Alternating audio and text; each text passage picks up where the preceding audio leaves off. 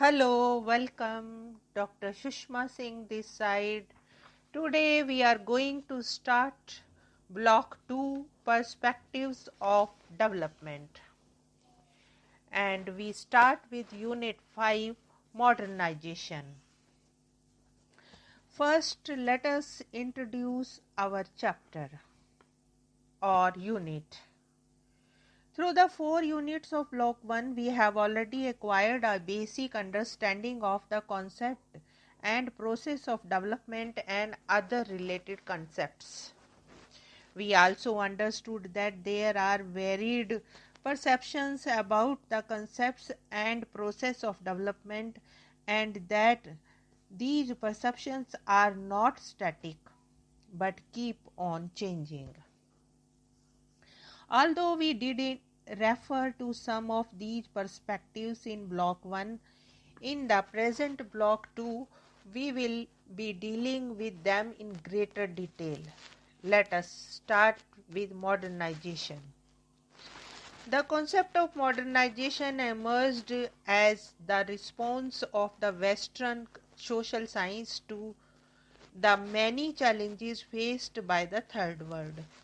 With the process of political decolonization following the Second World War, the new nations were in a hurry to launch massive programs of economic development and technical change. The need for developing new paradigms to shape and order their development programs were strongly felt. Modernization was one such formulation which held our considerable promise.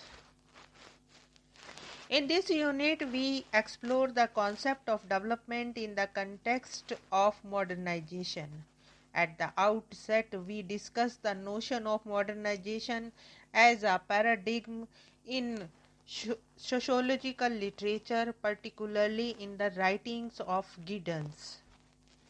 The purpose here is to develop an understanding of modernization theory and then go on to its criticism and emergence of postmodernism as a paradigm. In the course of tracing this trajectory, we explore the many dimensions of development that acquire importance at different stages. Now let us discuss the topic understanding modernization. Modernity may be understood as the common behavior system that is historically associated with the urban, industrial and literate and participant societies of Western Europe and North America. It is characterized by a rational and scientific worldview, growth, and the ever increasing application of science and technology, which is coupled with the continuous adaptation of the institutions of society to the imperatives of the worldview and the emerging technological ethos. A series of societal changes are implicit in the process of modernization. Agrarian societies are characterized by the predominance of ascriptive particularities and diffused patterns. They have stable local groups and limited spatial mobility. Occupational differentiation is relatively simple and stable, and the stratification system is differential and has a diffused impact. The modern industrial society is characterized by the predominance of universalistic, specific, and achievement norms, a high degree of mobility, a developed occupational system relatively insulated from the other social structures, a class system often based on achievement, and the presence of functionally specific non-ascriptive structure and associations.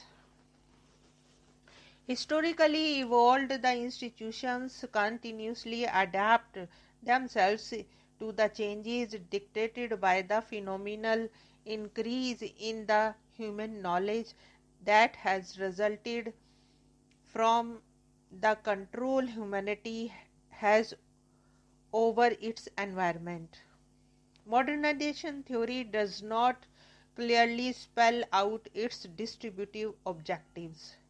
The emergence of an implicit agrarian and participative ethos does, however, indicate the narrowing of social gaps and promotion of greater equality as desirable ends. Modernization as a form of cultural response involves attributes which are basically universalistic and evolutionary. They are pan-humanistic, trans-ethnic, and non-ideological. The essential attribute of modernization is rationality. Rationality transforms thought processes at the level of the individual and in the process of permeates the entire institutional framework of society. Events and situations are understood in terms of cause and effect. Strategies of action are determined by careful means and calculations. Rationality begins to characterize all forms of human interaction and enters into people's vision of a new future as well as into their striving for the attainment of the objectives that they set for themselves. The concomitant structure changes and value shifts bring about fundamental changes in the entire cultural ethos. In the essay The Change to Change Modernization, Development and Politics, Hutchins had identified the following characteristics of the modernization process. The first is modernization, and by implication development is a revolutionary process. Efforts are made to transform rural agrarian cultures into urban industrial cultures. That is what Alvin Toffler would describe as the move from the first wave to the second wave. The second one is the process of both modernization and development are complex and multidimensional with a series of cognitive, behavioral, and institutional modifications and restructuring. And the third one is both are systematic processes since variation in one dimension produces important co-variations in the other dimensions. And the fourth is they are global processes. And fifth is they are lengthy processes. Sixth is movement toward the goals of modernization and development takes place through identifiable phases and subphases. And seventh is they are homogenizing processes. Eighth is accept temporary breakdowns, both are irreversible processes.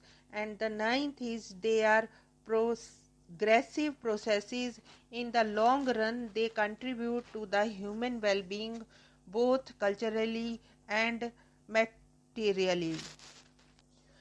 Modernization theory evolved from two ideas about social change: the conception of traditional versus modern societies and positivism that viewed development as societal evolution in progressive stage of growth. Concern with development emerged in the 1940s as a fallout of the process of decolonization and reconstruction about the Second World War against the backdrop of the Cold War. Developing countries could evolve the traditional society by rationalizing them through a linear process in the course of which they could evolve into becoming a country in a modern and developed society. The evolutionary theory of development identified the different stages, variables, and processes through which a society develops.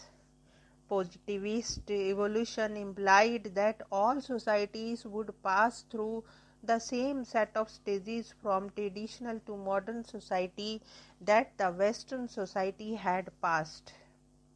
These stages were the traditional society's preconditions for takeoff, the drive to maturity, and the age of high mass consumption.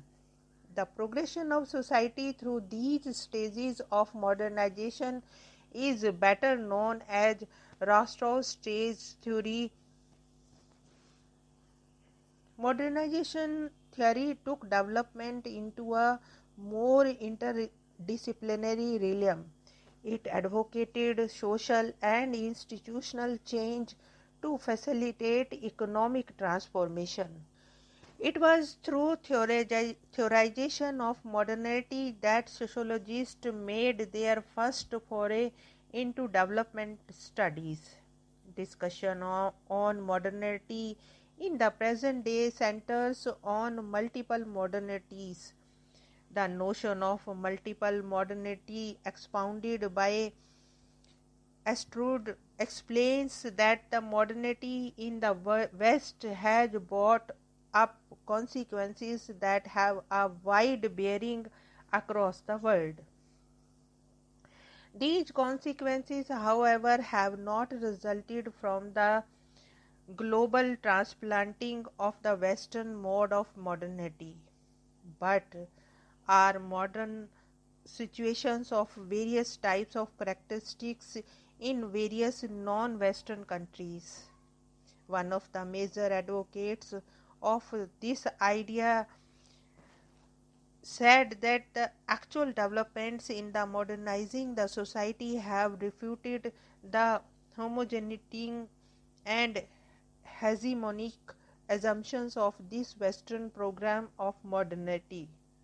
While a general trend towards the structural differentiation developed across a wide range of institutions in most of these societies in family life, economic and political structures, urbanization, modern education, mass communication, and individualistic orientation.